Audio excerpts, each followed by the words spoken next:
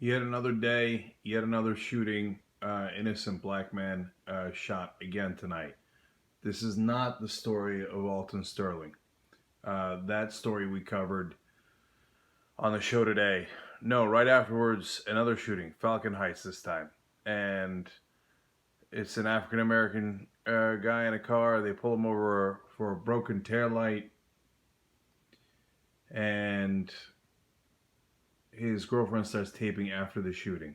And she says, he informed the officer that he has a concealed carry license. Now, if he was white, that would mean, great, you are a patriot and you have your Second Amendment rights and wonderful.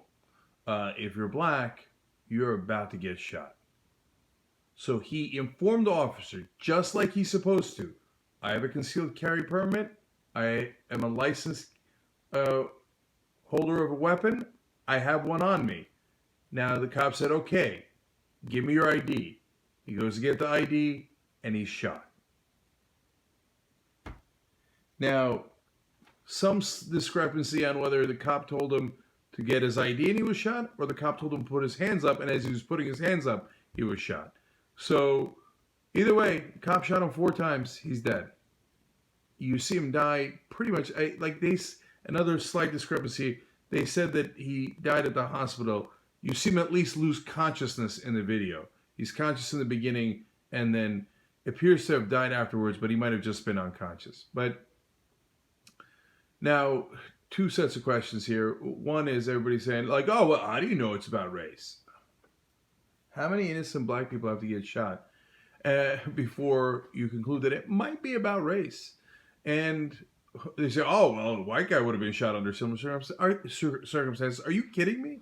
How many times have we seen pictures of white guys carrying around assault rifles at Target and Walmart and all these places, and they're like, hey, I got every right. I'm a patriotic American. I got my Second Amendment rights. Did we not see the Bundy Ranch guys pull out assault rifles, point it to the heads of the cops, and still not get shot? Because they're patriotic Second Amendment, exercising Americans.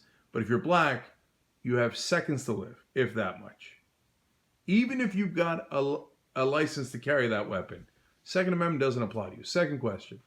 People ask you now, well, what are you supposed to do about it? Well, you're supposed to do 3 things about it. Number 1, stop training the cops to assume everything in the world is a threat, that they should never accept any threat to their life, to their well-being, to their health, in any way, shape, or form. And if everything's a threat and you told them to shoot all the threats, guess what they're going to do? They're going to shoot a lot of people. Number 2, yes, there is an unconscious bias against blacks.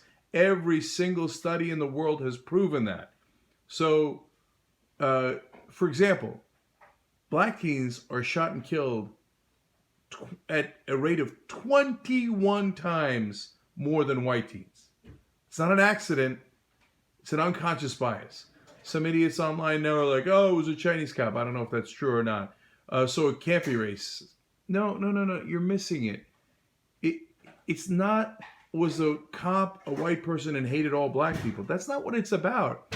It's about society has an unconscious bias. And when they, for example, one study shows cops in a video simulator shoot blacks more often and quicker. And they don't know that they're doing that. They don't necessarily, quote unquote, hate black people. They just have that unconscious bias, but blacks are a threat. Blacks are a threat. And they told me in my training, I got to shoot all the threats. Look at that. I wound up shooting blacks at enormously disproportionate rates.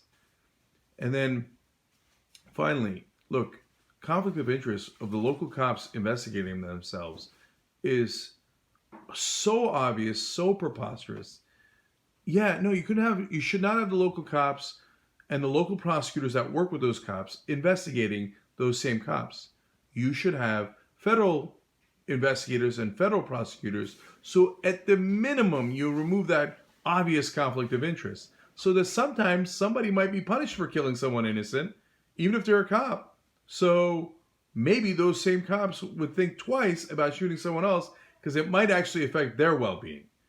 So it's a tragedy today, man. Another innocent black man shot and killed. And now, of course, racists all across the country are racing to find any excuses. Well, he had a broken taillight. He was probably a criminal. No, he wasn't a criminal.